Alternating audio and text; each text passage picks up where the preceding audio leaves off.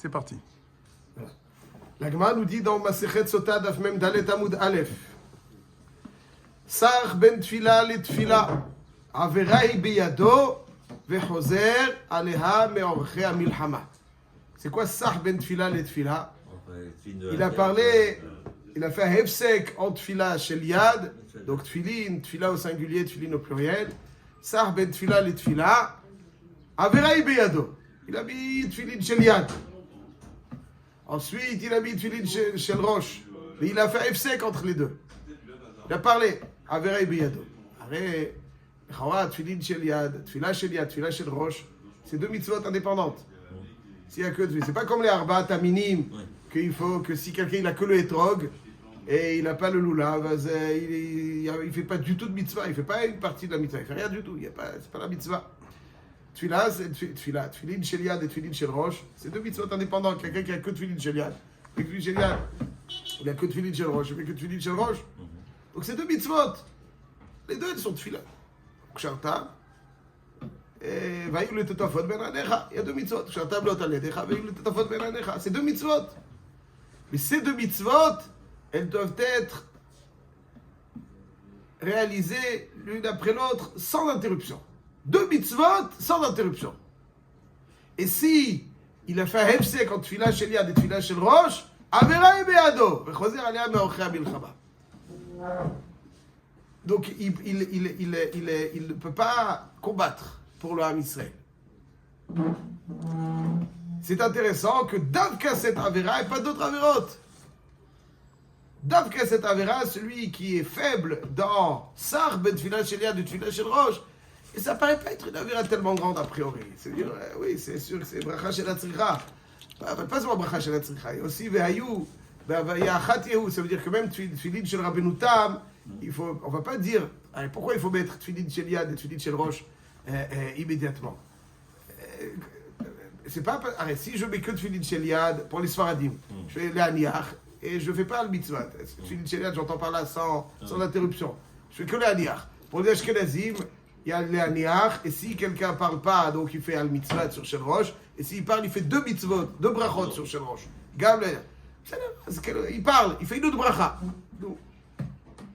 Arrête Shabbat, il y en a qui disent qu'on peut faire bracha chez Natsricha pour être parvé les brachot. Enfin, Shabbat, c'est pas les tefillin. Mais je veux dire par là que le concept existe. Quelqu'un qui veut rajouter des brachot, il n'y a pas de... Un jour d'Anit. Un jour de Tanit, il n'y a pas de genre de brachot. Il va parler. Pourquoi? Alors, il y a marqué qu'on peut prendre la Seouda dans Siman, Resh Tzadik Aleph, dans Rachaim. Il y a marqué que si quelqu'un veut faire Seouda Shlishit en hiver, et c'est très serré, et il sait que si il ne pourra pas faire Seouda Shlishit correctement, alors il prend les salades, il fait Birkat Amazon, et il refait des Tilat Yadayim, et il mange le tchunt. C'est bracha shel hatzricha. Qu'est-ce que tu as? Attention, tu n'as pas fini le repas. C'est pas bracha shel hatzricha, c'est tzorech be'abrachot. Alors quelqu'un, pendant le Tanit, comme il dit si bien Rabbi Avraham, il n'a pas suffisamment de brachot, il va parler entre les deux. C'est pas dans bracha shel hatzricha, même dans Rabbeinu Tam. Il n'y a pas de bracha sur Rabbeinu Tam. On va arriver à Rabbeinu Tam, al tfilin sur Rabbeinu Tam. Alors il ne faut pas interrompre. Pourquoi?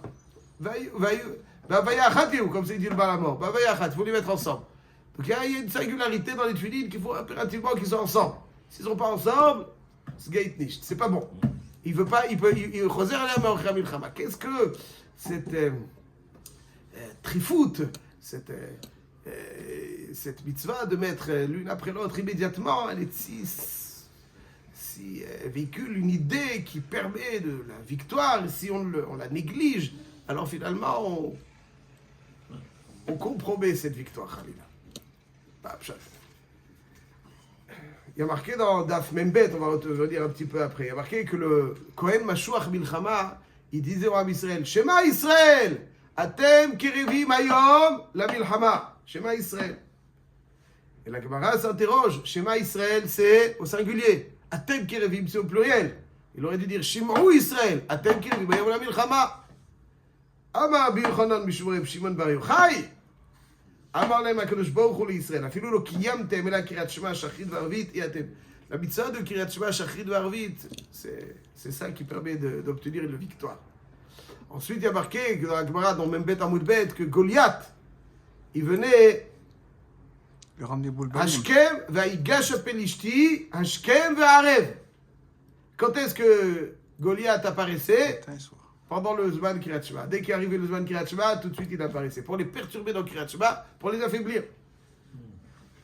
Comme ça la Gemara elle dit. Donc on voit qu'il y a deux éléments. Il y a pour vaincre, Kriyat Shema. Et quand Psach ben Tfila les Tfila, Psach ben Tfila les Tfila. Non, il comprend bien Victor. Bah, chat baiser. Ainsi, on voit aussi le lien entre Kriyat Shema et les Tfilin. Là, on le voit dans la victoire, dans les guerres. Kriyat Shema, c'est l'élément qui permet la victoire, et Goliath, c'est pour ça qu'il essayait de perturber le Ham Israël au moment de Kriyat Shema. C'est la victoire. Et Sar ben Tfila, les Tfila. Il est marqué aussi dans la Gemara que celui qui courait Kriyat Shema sans Tfilin, Keilu Me'id Edut Sheker. C'est comme si témoignait un témoignage faux. Il y a marqué dans Kriyat Shema. Ce qui est intéressant, il n'y a pas marqué Akbara que celui qui lit Kriyat Shema qui n'a pas Mezuzal Pitro, Keilu Me'id Edut Sheker. Il y a marqué aussi dans Kriyat Shema, Tamal Mezuzot Betecha. Tout cela, il n'y a plus la question, on ne va pas trop être marié dans les questions, tout cela a mérité. Il semblerait que l'idée qu'on peut tirer est la suivante. On va essayer d'élargir ça un petit peu, pas simplement dans les guerres, parce que les guerres, dans la Torah, on considère les guerres comme plutôt des guerres rouchaniyot. C'est là-bas que ça se passe. Et nous, dans notre guerre au quotidien, avec toutes les influences néfastes, c'est aussi une guerre. Alors, Kriyat Shema et Tfilin, ça, il ne faut pas parler en Tfilin Shel Yad et Tfilin Shel Rosh. Qu'est-ce que ça veut dire? Alors, les Maaseh, quand on observe le Kriyat Shema, il y a une partie qui est Kabbalat Ol Malchut Shamaim, qui donc met les idées bien en place. Hashem Elokeinu Hashem Echad. Hashem Elokeinu Hashem Echad, c'est un autre bilvado. Un autre bilvado. Ça nous met les idées en place. Un juif qui est tel qu'Hashem souhaite qu'il soit, c'est quelqu'un qui a les idées en place et qui imprègne son cœur de ces idées-là. Quelqu'un peut dire, ok, j'ai les idées en place, mais mon cœur, je le néglige, je le laisse vagabonder. Là où il souhaite vagabonder, bon, l'essentiel, c'est avoir l'idée en place. Le lève, il n'est pas enclin à être imprégné des idées du roche, de la tête. Alors, Shema Yisrael Hashem Elokeinu Hashem Echad, c'est avoir la tête, les idées bien claires. Quelqu'un qui a les idées saugrenues, biscadit, ça commence pas. Ouais, là, il y en a qui... les idées sont influencées par le cœur. C'est le cœur qui imprègne la tête. Non, c'est bizarre. Mais Ikarod, c'est la tête, il faut bien créer des idées bien claires. Ensuite, il faut en imprégner. Shema Yisrael Hashem Elokeinu Hashem Echad, et ensuite, Ve'ahavta. Ve'ahavta, c'est imprégné, donc... C'est-à-dire imprégner qu'un autre milvado, donc il faut imprégner dans le lève toutes ces idées du roche. Ça, c'est exactement l'idée de Tfila Shel Yad et Tfila Shel Rosh. Quelqu'un, il peut se dire, c'est-à-dire qu'il y a certains endroits où l'essentiel, c'est le cœur. Hachem, il sait très bien. Mais si tu n'as pas les idées claires, alors ton cœur, il va être imprégné de quoi? Et si tu as les idées claires et quand ton cœur, tu ne cherches pas l'asma, ça, il ne faut pas faire de hefsek. Il ne faut pas faire de hefsek quand tu l'as chez Dieu. C'est une entité. C'est une entité. L'un sans l'autre, c'est vrai qu'il faut commencer. Il faut avoir les idées claires. Après. Mais il faut tout faire pour qu'il n'y ait pas de hefsek. C'est-à-dire c'est une entité. Le gouffre, le roche et le lève, c'est Yechida Achat. On a des gens qui ont des grosses têtes mais qui ont des petits cœurs. Il y en a qui ont des gros cœurs mais des petites têtes. L'essentiel, c'est d'avoir un gros cœur dans une... Ouais, je vous dis, si on avait beaucoup de temps, j'aurais plus d'histoires. Il y a une petite histoire avec Reb Shimon Shkop. Tout le monde connaît Reb Shimon Shkop. Ouais, Reb Shimon Shkop, c'est le Baal Sharei Yosher, le grand Guillaume philosophe de la Gemara. Il a des chidushim très, très amukim dans les sougiotes les plus ardus du chasse. C'est une tête énorme. Et puis on raconte, dans sa biographie, il raconte que un jour, il y avait un élève qui habitait un petit village d'Ukraine. Et finalement, ils n'avaient même pas d'argent, les parents, pour lui payer le billet de calèche ou je ne sais quoi. Alors sa mère, elle a cherché dans les tiroirs, elle a raclé les fonds de tiroirs. Il lui donne un petit baluchon, elle lui a fait des gros bisous, elle lui a dit voilà, il ne pouvait pas envisager qu'il n'aille pas à la yeshiva. Donc il est parti à la yeshiva avec ce petit baluchon, et puis sa mère lui dit en route, tu vas passer par ce village, là il y a une choule, il y a une communauté juive. Donc il va, il est un petit jeune comme ça, avec son baluchon, qui voyage, et qui arrive dans des communautés, qui reçoit ce qu'il reçoit. Et il dit, pendant toute la route, j'avais une seule obsession, c'est de connaître le DAF sur lequel il allait m'interroger. Imagine que j'arrive et puis il m'interroge, je ne connais rien, je fais inenvisageable que je fasse le chemin du retour, c'est comme ça, bredouille, c'est impossible. Donc il répétait le DAF, il dit, je connaissais Yachar Vafour.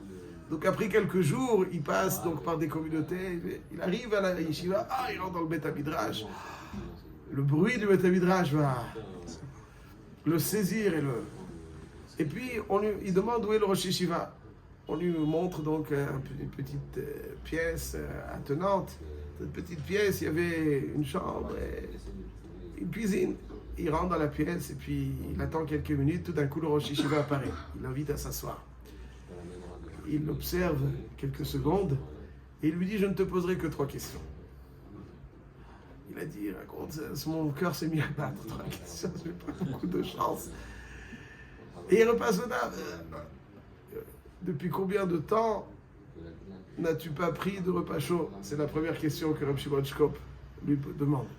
Il dit, effectivement, ça fait quelques jours quand même que je n'ai pas pris de repas chaud. Shkop a dit, mon épouse n'est pas là, mais je sais faire quelques petites choses et il lui a servi le repas chaud.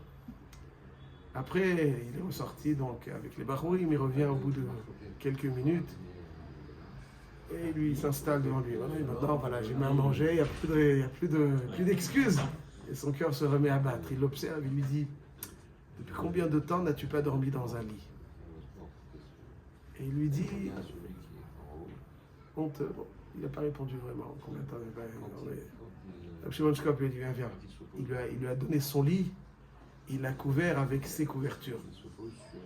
Et il l'a laissé se reposer. Et il dit que cette chaleur que lui a offert le Rosh Yeshiva, ce jour-là, c'est la chaleur qui allait l'accompagner même pendant les pires moments de la Seconde Guerre mondiale. Il sentait la chaleur du Rosh Yeshiva qui l'envoûtait. Un examen en général, c'est pour vérifier l'aptitude. Mais je dis, le plus bel examen, c'est offrir une aptitude.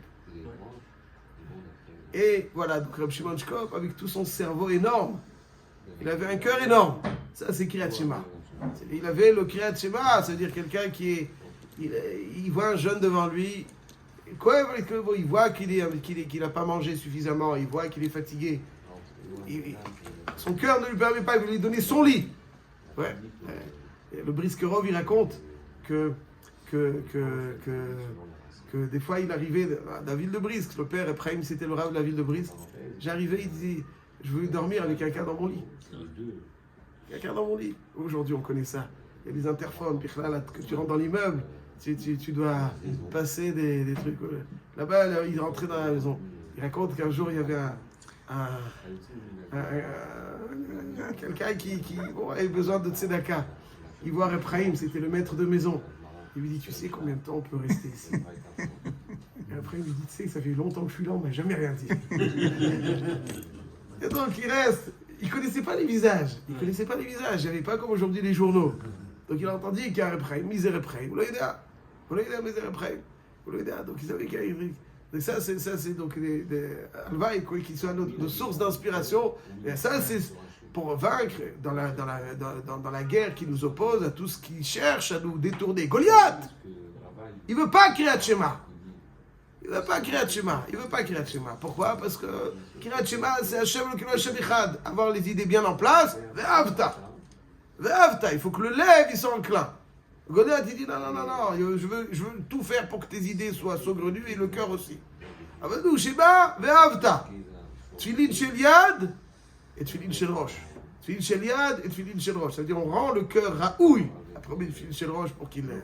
Il y a les deux. Si on n'est pas mévatel le lève au roche, alors mais là, le lève, il est ce qu'il est. אבל si on est mevatel le lève et que le roche ensuite, ça c'est donc les soda yesodot. Voilà pourquoi sar betfila letfila orchei milchama, c'est quoi? Le Ham Israël il combat pour Ashrat Ashchina. Pour Ashrat Ashchina, il y a besoin d'avoir le sechel barur et le lève enclin et imprégné de toutes ces valeurs. Chazak ou Baruch.